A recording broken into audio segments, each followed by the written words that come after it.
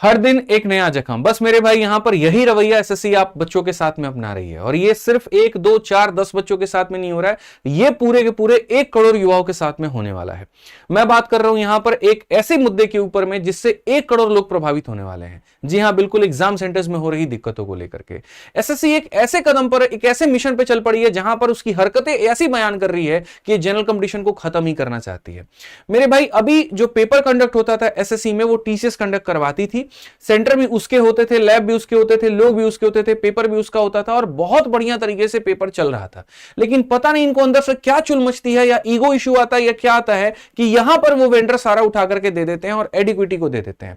अब ये सेटिंग मान लीजिए, जुगाड़ मान लीजिए, या उनके ऊपर बहुत ज्यादा ट्रस्ट मान लीजिए कि नहीं नहीं टीसीएस से बेहतर एडिक्विटी हो चुकी है। अब ये कितना बेहतर है मैं आपको मेरे भाई यहां पर सारी चीजें दिखाऊंगा, ठीक है। अब एडिक्विटी आपका पेपर कंडक्ट करवाएगी तो सेंटर भी उसके होंगे, लोग भी उसके होंगे, तो हमें कोई दिक्कत नहीं है। पेपर कंडक्ट करवाए, कोई हमारा रिलेटिव नहीं लगता है वहां पे। हमें दिक्कत इस बात से है कि बच्चों को प्रॉब्लम नहीं होनी चाहिए, लेकिन ऐसा दूर दूर तक कहीं पर भी नहीं हो रहा है। जितने भी पेपर्स अभी स्टार्ट होने वाले हैं, जिनमें सबसे पहले स्टार्ट हुआ है आपका सिलेक्शन पोस्ट का, इसके अंदर में 2423 वैकेंसी है, और इसमें 30 लाख के करीब में बच्चों ने फॉर्म भरा। कोई ज्यादा बच्चों की संख्या थी नहीं, तो आराम से जो वो सेंटर्स ऑप्ट करते हैं वहां पर दिए जा सकते थे, क्योंकि इसके पहले जो टीसीएस पेपर कंडक्ट करवाता था तो वो बच्चों को वही सेंटर देता था जो वो ऑप्शन में चूज करते थे, और बड़ा सही भी होता था। अब मैं दिल्ली हूं, मान लीजिए दिल्ली में मेरी तैयारी चल रही है, दिल्ली में मेरी पढ़ाई चल रही है, तो हम दिल्ली हो गया, अलवर हो गया और अजमेर हो गया, इन 3 सेंटर्स को चूज कर लेते थे। इसमें मेरे भाई मान लीजिए कि कहीं पर मेरा आ गया तो हम जाकर के पेपर दे देंगे। लेकिन सोचिए कि अगर यही मुझे कर्नाटका भेज दिया जाए तो मेरे लिए कितनी बड़ी परेशानी की बात है। एक ऐसे राज्य में पेपर देना जहां का आबो हवा मैं नहीं जानता हूं, कौन सी ट्रेन जाती है, कहां मुझे रुकना होगा, कैसे मुझे खाना होगा, क्या मुझे ठहरना होगा। चलो लड़के थोड़ा एडजस्ट भी कर ले, लेकिन लड़कियों के लिए कितना ज्यादा भारी पड़ जाता है। बट इससे हमारे एडिक्विटी जो कि नया वेंडर है उसको कोई मतलब है ही नहीं, इससे उसको कोई फर्क नहीं पड़ता है। उसकी हरकतें ऐसी हैं कि लग रहा है कि ये कंपटीशन को धीरे धीरे खत्म करेगा। 30 लाख लोगों ने जो ये फॉर्म भरा, इनके में भी सेंटर ऐसे 400-400 500-500 किलोमीटर दूर दे दिए गए, जो बच्चों के एक्सपेक्टेशन के बियॉन्ड था।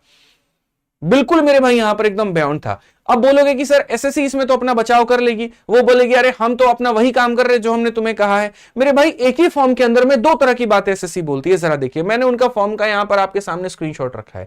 एक तरफ में यहां पर यह कहती है कि कैंडिडेट को हम 3 सेंटर चूज करने का मौका देते हैं, ऑप्शन देते हैं कि अगर मानो पहला नहीं मिला तो दूसरा मिल जाएगा, दूसरा नहीं मिला तो तीसरा मिल जाएगा। इतना लंबा पैराग्राफ लिखने के बाद में लास्ट में कुछ छोटा लाइन यह भी लिख देती है कि कुछ सेंटर को हम चाहे तो ऐड कर सकते हैं, कुछ सेंटर को चाहे तो हम डिलीट कर सकते हैं, या हम ये भी कर सकते हैं कि आपने जहां भरा हम वहां पेपर ना देकर के दूसरा दे दे। तो जब तुम ये कह ही रहे हो तो मेरे भाई यहां पर ये ऑप्शन क्यों दे रहे हो? ये ऑप्शन ही नहीं देना चाहिए मेरे भाई। यहां पर आपके घर में कोई मेहमान आता है, आप उससे पूछते हैं जी बताइए चाय लेंगे, कॉफी लेंगे, कोल्ड ड्रिंक लेंगे, और बाद में आप ले जाकर के उनको लस्सी पकड़ा देते हैं, बोलते जी यही था। पूछा क्यों फिर आपने? ये बताइए, जब आपकी देने की इच्छा ही नहीं थी। तो एक कितना ज्यादा बच्चा इससे परेशान हो रहा है, जरा इस बात की आप कल्पना भी कर सकते हैं। आप यहां पर राइट टू इक्वालिटी की बात करते हैं, कहां पर इक्वालिटी है मुझे यह समझा दीजिए। 2 दोस्त हैं, 2 रूममेट है, एक ही साथ तैयारी कर रहे हैं। यहां पे एक बच्चे का पेपर जहां दिल्ली में है, दिल्ली में भरता है, दिल्ली में मिल जाता है, और दूसरे को आप सीधा सीधा केरला भेज देते हैं। अब दूसरे वाले की टेंशन इस बात पे हो गई है कि हम सिलेबस को खत्म करें, हम मॉक टेस्ट के ऊपर में ध्यान दें, या फिर हम केरला की टिकट के ऊपर में ध्यान दें। केरला में जाके कहां रहेंगे, कैसे रहेंगे, कहां पर मेरा पेपर होगा, कितना दूर होगा, कैसे वहां नेटवर्क काम करेगा, सारी चीजें कितनी तरह की उसके पास में प्रॉब्लम है। जिस बच्चे ने जीवन काल में, कई ऐसे बच्चे हैं जो अपने डिस्ट्रिक्ट से, अपने राज्य से बाहर नहीं निकले, कई तो ऐसे जो ट्रेन में तक नहीं बैठे, आप एक पेपर दिलाने के लिए उतना दूर भेज रहे हैं। क्या यही यहां पर सरकार ने सोचा था? कैसे इसी उद्देश्य के साथ में सरकारी नौकरी लाई गई थी? चलिए मैं आपको एक और छोटी सी बात बताता हूं। फॉर्म की जो फीस होती है वो 100 रुपए होती है, और लड़कियों के लिए तो फॉर्म फ्री होता है, ठीक है। लेकिन जिस तरीके से आप 400-400 500-500 किलोमीटर सेंटर दूर भेज रहे हैं, आप इस बात की कल्पना भी कर पा रहे हैं कि वहां पर उस सेंटर तक पहुंचने के लिए एक बच्चे का कितना किराया लग रहा है? उस किराए के डर के चक्कर में, उस किराए के चक्कर में मेरे भाई लोग नहीं जा रहे हैं पेपर देने। मेरा एक दोस्त था यहां पर, उसका सेंटर 400 किलोमीटर दूर आ गया, उसके पास इतने पैसे नहीं थे कि वो जाकर के वो पेपर दे पाए, और उसके चक्कर में उसने वो पेपर छोड़ दिया। ऐसे कई सारे ऐसे कैंडिडेट होंगे जो शिफ्टिंग के वजह से पेपर देने नहीं जाएंगे, जिसमें नुकसान हमारे देश का है, नुकसान उस युवा का है जिसके अंदर में काबिलियत थी लेकिन पैसे नहीं थे, और पैसे नहीं देने के कारण में वो सेंटर तक नहीं पहुंच पाया। कभी सोचा आपने कि फॉर्म की फीस 100 रुपए क्यों रखी जाती है? लड़कियों के लिए ये मुफ्त क्यों रखा जाता है? इसी वजह से, ताकि राइट टू एजुकेशन हो पाए, यहां पर सबको बराबर मिल पाए। सारे के सारे जिनके पास में सामर्थ्य, 100 रुपए तो लगभग हर बच्चे के पास होते हैं, इतने रुपए में वो आराम से फॉर्म भर सकता है। लेकिन 5,000 रुपए, 10,000 रुपए हर बच्चे के पास में नहीं होते। सरकारी नौकरियों के फॉर्म के फीस इसीलिए कम रखे जाते हैं ताकि एक आम वर्ग का बच्चा उसको भर पाए, वो सपना देख पाए सरकारी नौकरी पाने का। लेकिन जिस तरीके से आपने हरकतें की, उसके सपनों को ही आपने तोड़ दिया है, उसके हिम्मत को आपने तोड़ दिया है, उसके मां बाप के जो सपने थे, जो उसने अपने सपनों के साथ जो मेहनत की, वो सब का सब धाराशायी होते दिख रहे हैं। आप यहां पर देखिए किस तरीके से सेंटर्स मिला है। ये भाई है मेरा यहां पर, ये भाई कहां का है, बंगाल का है, और इसको आपने दे दिया है मुजफ्फरपुर में। 7 दिन पहले पता चल जाता है मुजफ्फरपुर में है, और 2 दिन 3 दिन पहले पता चलता है मुजफ्फरपुर के किस शहर में है। अब सारा टाइम इसका इसी टेंशन में लगा हुआ है कि सर मैं यहां पर टिकट कैसे कराऊं, वहां जाऊंगा तो रुकूंगा कैसे। साथ में कोई भी पर्सन है तो अकेले तो नहीं जाएगा, एक आदमी को साथ में लेकर के जाएगा, तो उसका खर्चा अलग, उस इंसान का खर्चा वहां पर अलग। इससे क्या हो रहा है बताइए? क्या जीडीपी कोई बहुत ज्यादा उछाल मार रही है क्या? हम दूसरी तीसरी अर्थव्यवस्था बन जाएंगे क्या यहां पर? बड़ा जल्दी बता दीजिए अगर ऐसी हरकतें करके तो देखना है तो। आज एक कांवड़िया भी कहीं पर जा रहा होता है ना, तो सरकार इतनी व्यवस्था करती है कि चलो वो रुकेगा कहां पे, ठीक है, यहां पर जो है विश्राम कहां पर करेगा, किस तरीके से करके, हर बात का जो है सरकार ध्यान रखती है। आपने तो इतना इतना सेंटर दूर भेज दिया और कहीं पर उसके बारे में कोई फैसिलिटी की सोचा ही नहीं। चलो ठीक है, बच्चा हरा थाका इस मुजफ्फरपुर के सेंटर पे पहुंच भी जाए और जाकर के उसको पता है वहां पर क्या मिलता है। एक ऐसा सेंटर जो जर्जर अवस्था में है, जहां पर नीचे में जो है सेंटर बना हुआ है और ऊपर में वहां पर अभी काम चल रहा है। और काम किस चीज का चल रहा है? जल्दी जल्दी दीवार खड़ी करो, जल्दी जल्दी टेबल लगाओ ताकि तुरंत अप्लाई कर देंगे। ये भी एक और सेंटर हो गया, 50 सीटें मेरी और आ गई और आपको जो है तुरंत सेटिंग करके आप उस इंसान को सेंटर अलॉट कर दोगे और बच्चा पहुंचेगा। आप तो ये नहीं देखने जाते हो कि वहां पर पंखा है कि नहीं है, वहां पर लाइट प्रॉपर है कि नहीं है, वहां के कीबोर्ड में दीमक चल रहे हैं या कीबोर्ड सही में काम भी कर रहा है। आपको तो इससे मतलब ही नहीं है। हाँ, किसी ने कह दिया जी हमारे पास 100 कैपेसिटी है, आप तुरंत वहां पर दे देते हो। अब चाहे 100 सीटिंग की कैपेसिटी में सिस्टम काम करे ना करे, इससे आपको कोई मतलब नहीं है। अब बोलोगे ये तो काम एडिक्विटी कह रही है, हमको क्यों कह रहे हो? तो एडिक्विटी को सौंपा भी तो आप ही ने है, तो सवाल तो आप ही से पूछे जाएंगे। इन बच्चों की क्या गलती है? जो कोई राजस्थान का है आप उसको अंडमान निकोबार भेज देते हैं। अरे ये समझ में आता है कि मन मुताबिक हमारी पोस्टिंग नहीं मिल सकती, लेकिन कम से कम फॉर्म भरते तो मन मुताबिक सेंटर तो मिल सकता है। हमने कौन सा कह दिया कि वो वाला फलाना वाला सेंटर जो हमारे फूफा चला रहे उसमें हमारा पेपर दे दो। हम तो ये कहते जी पूरा दिल्ली है, दिल्ली में हमें कहीं पर दे दीजिए, बिहार है, बिहार में हमें कहीं पर दे दीजिए। लेकिन इसका मतलब ये थोड़ी है कि राजस्थान वालों को आप अंडमान निकोबार भेज देंगे। जो इंसान यहां पर कल्पना भी नहीं कर सकता, समंदर हिल करके उसको जाना पड़ेगा। इस हिसाब से तो एक काम करिएगा, सीजल वाले को मलेशिया भेज दीजिएगा, सीएचएसएल वाले को बैंकॉक भेज दीजिएगा, और अगर ज्यादा दिक्कत हो एमटीएस वाले को तो रशिया भेज दीजिएगा। साथ के साथ बच्चे घूम भी लेंगे और पढ़ाई भी कर लेंगे और पेपर भी दे देंगे। पेपर कराने के मूड में तो आप है ही नहीं, आप तो वर्ल्ड टूर करवा रहे हैं जी, आओ खेलते हैं यहाँ पर टूर टूर करके। और इस तरीके से बच्चे देखो नहीं, सामने मेरे भाई यहाँ पे देख सकते हैं यहाँ पर कि ये जो बच्चा है, ठीक है, आप देखो अंडमान निकोबार तक इन लोगों ने भेज रखा है। बेशर्मी की भी एक हद होती है कि हाँ चलो ठीक है हम थोड़े बेशर्म हो गए, समझ में आता है, इतनी बेशर्मी भी क्या करनी।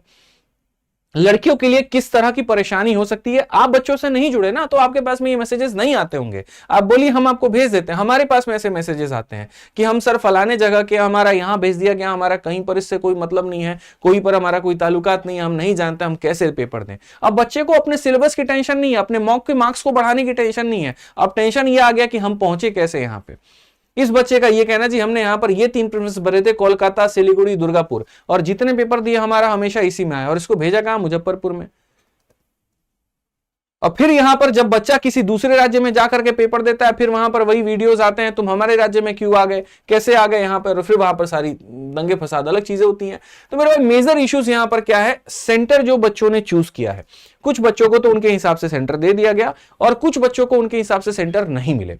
थोड़ी बहुत संख्या हो तो समझ में आता है, लेकिन अगर 30 लाख के फॉर्म में अगर मान लीजिए 3000 बच्चा भी परेशान हो रहा है, तो जो सीजल का फॉर्म भरा जाएगा उसमें 40 से 50 लाख लोग फॉर्म भरते हैं, सीएचएसएल भरा जाएगा उसमें 30 से 40 लाख लोग फॉर्म भरते हैं, एमटीएस में संख्या उतनी है, जीडी में और ज्यादा संख्या है। तो ये तो पूरा भारत भ्रमण अभी होने वाला है और तरीके से होने वाला है। कहां से एक बच्चा लेकर के आएगा इतना पैसा? सीजल के लिए 10,000 रुपया, सीएचएसएल के लिए 10 से 15,000 रुपया, एमटीएस के लिए अगर इतना पैसा होता तो सरकारी नौकरी की तैयारी वो थोड़ी करता, वहां पे ढंग से बढ़िया से दुकान खोल करके अपने चला रहा होता, अपने खेती कर रहा होता, अपने जीवन में कुछ और काम कर रहा होता, सरकारी नौकरी की तैयारी तो नहीं करता कम से कम। तो या तो आप फॉर्म में ऑप्शन मत दीजिए, आप नोटिफिकेशन में मत दीजिए कि भैया हम तुमको तुम्हारे हिसाब से सेंटर भरने देंगे, या आप देते हैं तो आप बच्चों को दूर मत भेजिए, इस बात को ध्यान रखिए।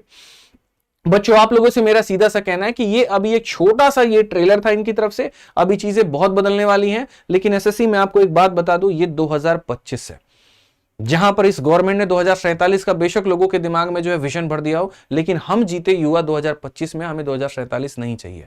नहीं चाहिए हमें मेरे भाई यहां पर उतना लंबा विजन, हम इसी में बात करेंगे। और अगर परेशानी होगी तो सीधा सा हमारा एक ही नारा होगा, एडिक्विटी हटाओ और टीसीएस लेकर के आओ।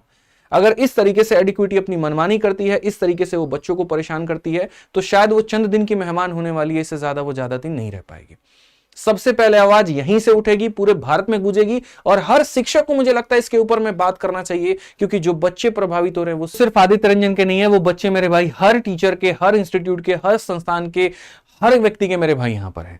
तो मैं सभी लोगों को एक बात यहां पर आग्रह देना चाहूंगा, जितने भी स्टूडेंट हैं आप भारी मात्रा में अपने ग्रीवांस को भेजिए। ये मैंने आपके यहां पर रीजन के सारे मेल आईडी एसएससी के भेज दिए हैं। जितने बच्चों का मेरे भाई दूर सेंटर आता है, आप अपने यहां पर, जैसे कोई ईस्टर्न रीजन का है, आप इस नंबर पर पूरा ये जो मेल आईडी है इसके ऊपर में अपना ग्रीवांस भेजो और चीजें ज्यादा से ज्यादा लिखो। बहुत ऐसे बच्चे होंगे जो ये सोच रहे होंगे भाई हमें तो दिक्कत ही नहीं है, हम इसके ऊपर में क्यों बात करें। भाई जिनका सेंटर दूर आया वो ये मेल करो कि मेरा सेंटर दूर आया है, और जिनका सेंटर दूर नहीं आया वो इस बात को इसलिए मेल करो कि भाई देखिए हम जो है सीजल का फॉर्म भरेंगे, हमारा ये 3 सेंटर होगा और हमारा आप उसमें पेपर दूर नहीं देंगे। दबाव शुरू से बना रहेगा तो शायद डिपार्टमेंट को ये बात समझ में आएगी और वो ऐसा घटिया काम नहीं करेगी। क्योंकि मेरे भाई आप खुद ये बात नहीं जानते हैं कि आपका सीजल का जो आप फॉर्म भरेंगे, आप सीएचएसएल का जो फॉर्म भरेंगे, उसमें सेंटर आपका पास में दिया जाएगा कि दूर में दिया जाएगा। तो ये इंतजार मत करो मेरे भाई कि अच्छा हमारे साथ में अभी नहीं हुआ तो हम इसके ऊपर बात नहीं करेंगे। यहां पर ये अन्याय हर किसी के साथ में होगा, तो आवाज पहले से उठा करके रखो, ठीक है। और यहां पर ये जो हर दिन एक नए तरीके से यहां पर बच्चों के ऊपर में दबाव बनाया जा रहा है ना, उनको एक तरीके से यहां पर मतलब तुम कत्लेआम कर नहीं रहे, लेकिन कत्लेआम के लिए छोड़ भी नहीं रहे, मतलब कुछ गया भी नहीं और कुछ बचा भी नहीं, बस वो वाली कहानी बच गई है। तो ये नहीं होना चाहिए, ये दूर दूर तक नहीं होना चाहिए, नहीं तो बहुत जल्द एक नारा निकलेगा और बड़ा जबरदस्त होगा और मुहिम होगी पूरे भारत में, एडिक्विटी हटाओ और टीसीएस लेकर के आओ। तो इसको जल्दी से जल्दी ठीक किया जाए और सीजल में ऐसी परेशानी ना है, इस बात का ध्यान रखा जाए। बस मेरी इतनी आग्रह है एसएससी से, विनम्र निवेदन है, आप विनम्रता से ही समझें, बस इतना सा मेरा कहना है। बाकी बच्चों आपके पास कोई और भी इशू आता है आप इस वीडियो के कमेंट बॉक्स में बताएं और चैनल को सब्सक्राइब करके रख लीजिए, क्योंकि आपके हर बात का यहां से आवाज उठाया जाएगा, आपके हर मुद्दे के ऊपर में यहां से बात की जाएगी और किसी तरीके से किसी को भी नहीं छोड़ा जाएगा। आज के लिए इतना ही, जय हिंद।